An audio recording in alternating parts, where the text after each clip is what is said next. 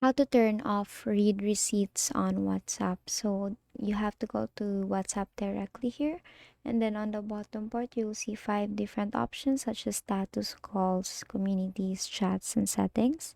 Tap on settings there and it will lead you here. Now, under privacy, tap on privacy there.